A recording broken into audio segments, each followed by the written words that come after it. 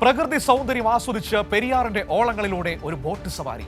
കോതമംഗലം ഭൂതത്താൻകെട്ടിൽ വീണ്ടും ബോട്ട് സവാരി സജീവമായതോടെ വിനോദസഞ്ചാരികളും കൂടുതൽ എത്തിത്തുടങ്ങുകയാണ്.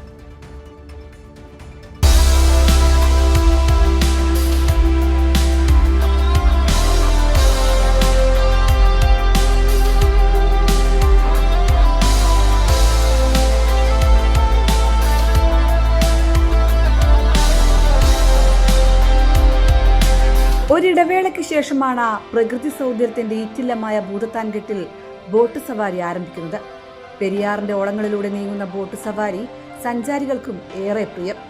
പ്രകൃതി ഭംഗി ആസ്വദിച്ച മൃഗങ്ങളെയും വിവിധ കാട്ടുപക്ഷികളെയും കണ്ട് യാത്ര ചെയ്യാം. യാത്ര ചെയ്യുമ്പോൾ നല്ല പ്രകൃതി രമണീയമായ ഒരു അന്തരീക്ഷമാണ് ഇവിടെ. ഇതിനു മുമ്പ് ഞങ്ങൾ യാത്ര ചെയ്തിട്ടുണ്ട്.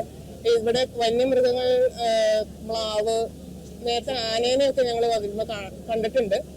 പിന്നെ മലകളൊക്കെ ഭയങ്കര ഭംഗിയാണ് ഇവിടെ. ഭയങ്കര അന്തരീക്ഷം ഭയങ്കര ക്ലീനാണ്.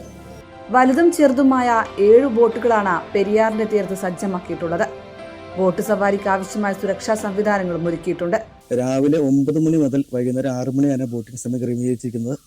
കേരള മാരിടൈം ബോർഡും പെരിയാർ വാലി ഇറിഗേഷനും അനുശാസിച്ചിരിക്കുന്ന എല്ലാ സുരക്ഷാ മാനദണ്ഡങ്ങളും പാലിച്ചാണ് ഇവിടെ ബോട്ടിംഗ് നടത്തുന്നത്.